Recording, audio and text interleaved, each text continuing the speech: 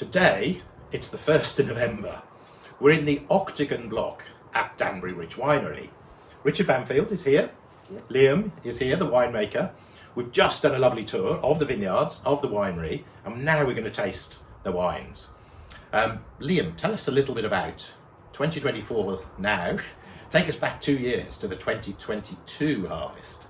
So yes, I described earlier on, 2024 probably being an average year. Kind of, there was nothing particularly hot, there was nothing cold, the rainfall was normal. Whereas 2022, it was hot and it was dry. We quite often get very low rainfalls over the summer months, but 22 really took the necking. I think we had 3 months, we had 8 mils worth of rain, and we had temperatures over 40 degrees Celsius. We had days after days of 35 degrees Celsius. So it was warm, it was hot, and it was dry. I was worried about sort of leaf senescence early and water stress, but luckily the soils really helped us out, and the leaves stayed on. We got to the ripeness levels. It was similar to 2024 in the fact it was a lovely harvest to work, because the grapes got ripe, but they were ripe towards the end of September, start of October. So it had cooled down by that point, and sugars weren't running away, acids weren't diving down. And we could say just wait until we were ready to pick according to the flavours of the berries, essentially. So yeah, no, it was stressful during the growing season because the uncertainty of whether we could cope with the heat and the lack of rain. But the reality was that it was all right on the night. So, and do you put the ability to cope with that? Was that down to the sort of the clay and the soil? I think so. I think the fact that the clay soil holds on to moisture, it slowly feeds the vines, but also the clay soils crack. I mean, there was, I think John Atkinson, he held an umbrella for something. It must be in the back of his car, but he was putting umbrellas down cracks. You know, you'd lose a small child down there.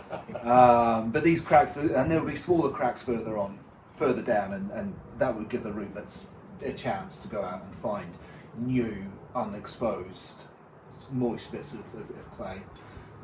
And it makes sense, really.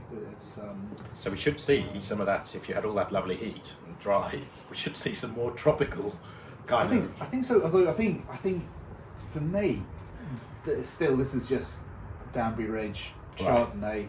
I think what you get on the 22 more than on the 21 is maybe a slight more fullness to it.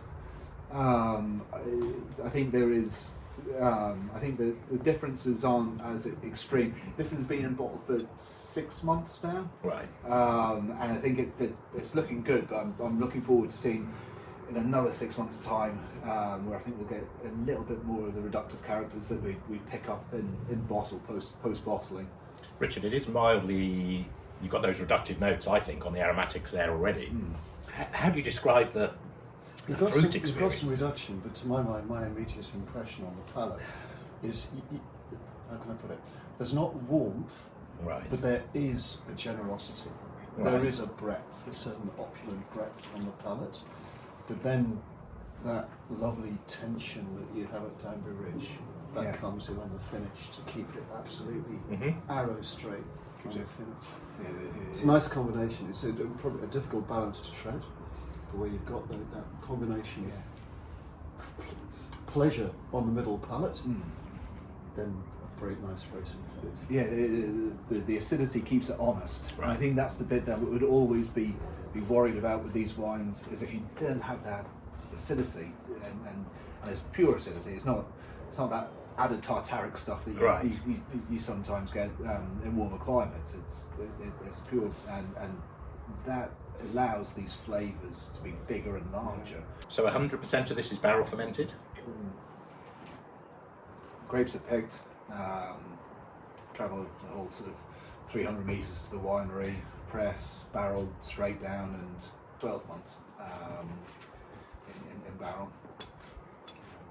The mouthful, Richard, I don't know how you kind of describe that, because it's kind of there is this just full and lovely breadth, right, and there is this, as I say, it's not warmth, but it also the oak Right. is enjoyable oak.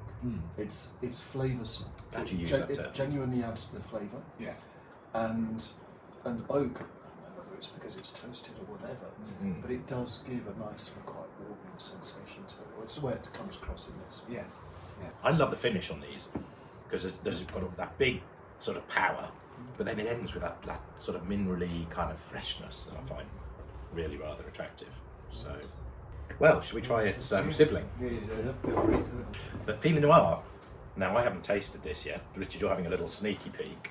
I get this beautiful blast of dark fruit with a lovely twist of spice. The aromas just explode, don't Don't they? Yeah. they? There's this amazing, It's really opened up over the last amazing month or so. perfume. It's just what you want Pinot to express. That sort of. It is, isn't it? It's quite incredible. Very youthful, still quite tight in Yeah. a way. But it's what I rather like that. It's a warmer vintage, but the overall impression of this wine is coolness and freshness to me. Even more so than the Chardonnay. Yeah, I'd agree with that. I think it's funny. The 21, which was a cooler vintage, was more approachable earlier on. Whereas I feel this one has got aromatically it gives a lot, but on the palate it's tight and it needs that bit of time to properly mellow out. Enjoyable now, but the wine really excited to see. The tannins are they're there, but they're rather beautiful. They're rather That sort of really silky sort of tannin rather than which you hope for from Pinot. right. But also, given that this is new oak as well, barely noticeable. I think the oak integration is amazing. It's such a young wine. Because quite often it takes time, especially with Pinot. The Chardonnay that goes into barrel is fermented in barrel, and that does a huge amount of integration, whereas Pinot is fermented in the concrete tanks and then goes into barrel. So the integration is a lot more difficult to manage, but the wines do seem to cope with it. Well, the intensity is what I love, and Yep. the refresh. It's still refreshing. It's big and powerful, but ends rather elegantly. If I've got some of this, I'm going to try and keep it. Basically, Yeah. I love it now. A lot of pleasure, but I'd love to see where this is going to go. I think so. Yeah. At the moment, it's a varietal wine. Yes. It shows Pinot Noir character in all its purity and that brightness and vividness of perfume. Right. But we know that Pinot, with a bit of age, Yeah. it can take on more complexity, and it's going to be fascinating to see where this goes. Yeah, I think there's enough concentration and Definitely. and Yeah. aromatically it's really interesting now, but to then develop the tertiary notes Yeah. for the tannins to mellow out. I Mhm. think it's definitely one to lay down if you can. Well, we'll be back with some more Danbury Ridge tasting tips.